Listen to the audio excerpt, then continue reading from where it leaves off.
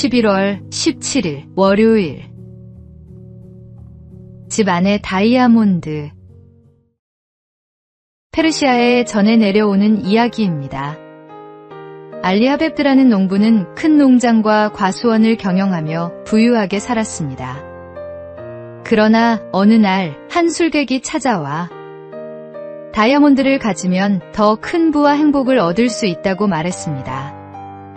그 말을 들은 농부는 마음이 흔들렸습니다. 결국 그는 가진 모든 것을 정리하고 다이아몬드를 찾아 나섰습니다. 하지만 오랜 세월을 떠돌며 수고했음에도 원하는 것을 얻지 못했고 지치고 낙심한 끝에 불행하게 생을 마치고 말았습니다. 그런데 그가 떠난 뒤 농장을 산 사람은 우연히 낙타에게 물을 먹이다가 땅속에서 무지갯빛으로 반짝이는 돌을 발견했습니다. 그것은 다름 아닌 다이아몬드 원광이었습니다. 농부가 그토록 찾아 헤매던 보물은 이미 자기 집안에 있었던 것입니다. 사람은 종종 멀리 있는 행복을 쫓아 떠나지만 정작 그 행복은 가까운 곳, 하나님께서 이미 주신 은혜 속에 있습니다.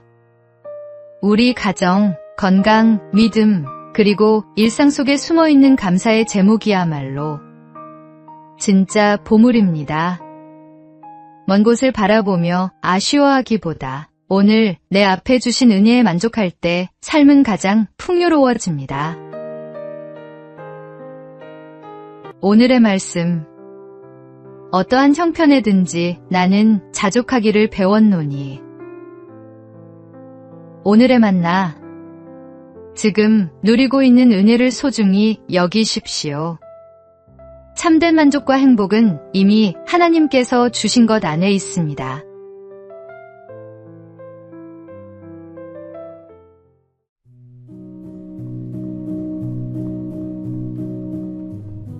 (11월 18일) 화요일. 늦지 않은 사과. 1988년 서울올림픽 복싱 라이트 미들급 결승전. 한국의 박시현 선수와 미국의 로이 존스 주니어가 맞붙었습니다. 펀치수 86대 32. 압도적 우세는 로이 선수에게 있었지만 심판은 박 선수의 판정승을 선언했습니다. 충격과 논란은 거셌고 이 경기는 올림픽 역사상 최악의 오심으로 기록되었습니다. 나중에 밝혀진 진실은 심판들이 동독의 압력과 뇌물에 휘둘렸다는 사실이었습니다.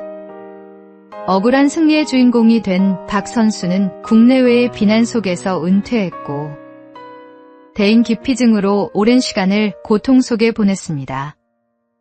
그러나 35년이 흐른 뒤 그는 마침내 용기를 냈습니다.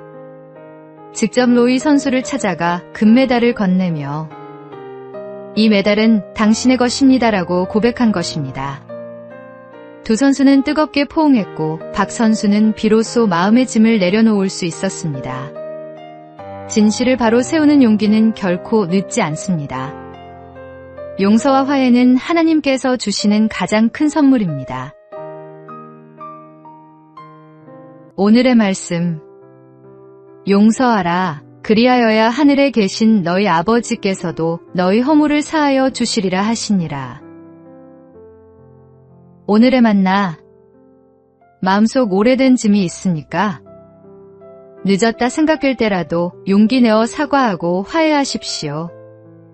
그 순간 하나님의 은혜가 임합니다.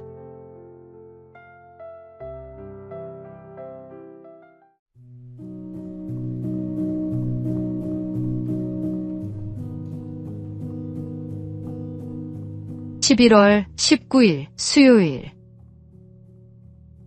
너마저.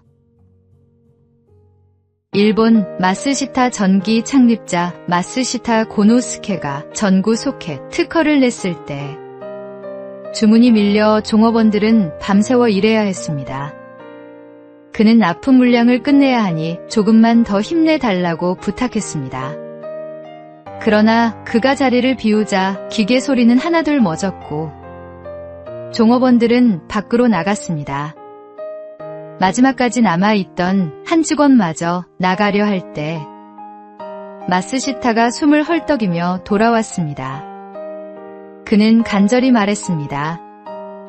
내가 그렇게 부탁했는데 게다가 너마저 나가겠다는 거야?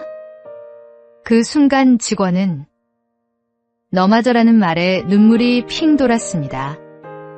사장이 자신을 그렇게 믿어주고 있다는 사실이 가슴 깊이 와닿았기 때문입니다. 이 감동은 그를 변화시켰고 그는 훗날 산요 전기의 부사장 구도 세이이치가 되었습니다. 사람의 믿음도 이렇게 큰 힘을 주는데 하물며 우리를 끝까지 믿어주시는 주님의 사랑은 얼마나 놀라운지요. 당신을 믿어주시는 주님의 사랑에 감사하며 충성을 다하십시오. 오늘의 말씀.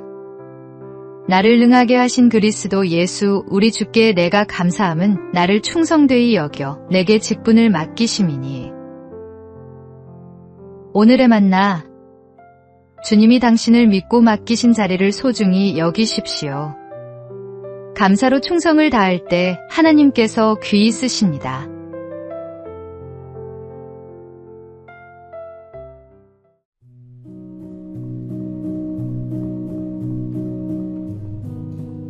(11월 20일) 목요일. 바라보는 것을 바꾸라. 한 여인이 있었습니다. 선장이었던 남편을 폭풍 속에서 잃고 세 아들과만 살아가야 했습니다. 그러나 세월이 흘러도 바다는 그녀의 가정을 계속 시험했습니다.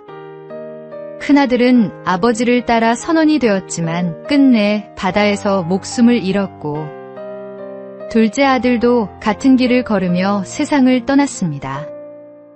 이제 막내마저 선원이 되겠다고 하니 어머니의 근심은 깊어졌습니다. 이 사정을 알게 된 목사님이 집을 방문해 말했습니다. 아드님 방에 걸린 그림을 바꾸십시오.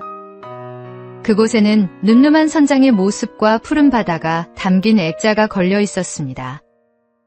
목사님은 그것 대신 평화로운 농촌 풍경이 담긴 그림을 걸어주었습니다. 세월이 흐른 뒤 가족은 실제로 농촌으로 이주하게 되었고 새로운 삶을 열 수 있었습니다.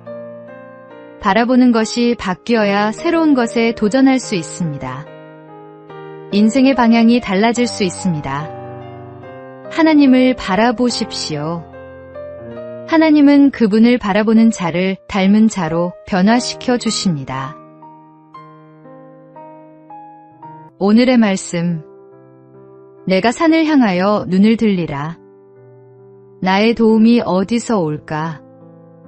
나의 도움은 천지를 지으신 여호와에게서로다. 오늘의 만나.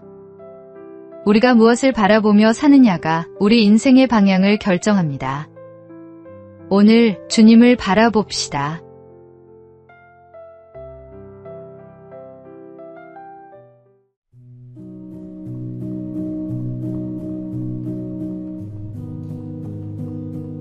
(11월 21일) 금요일. 루즈벨트의 안경. 미국의 루즈벨트 대통령은 심한 근시로 늘 2개의 안경을 들고 다녔습니다. 그는 이 무거운 안경을 불편하게 여기곤 했습니다. 그런데 밀워키에서 연설하던 중 한 청년이 그를 향해 방아쇠를 당겼습니다. 총알은 가슴을 정확히 겨냥했지만 놀랍게도 루즈벨트는 약간의 상처만 입고 살아났습니다. 그 총알이 그의 양복 안주머니에 있던 강철 안경지대에 맞아 굴절되었기 때문입니다. 평소 귀찮게 여기던 안경이 오히려 그의 생명을 지켜준 것입니다. 우리의 삶에도 이런 일들이 있습니다. 무겁고 귀찮게만 느껴지는 짐이 사실은 우리를 지키는 울타리가 될 수 있습니다.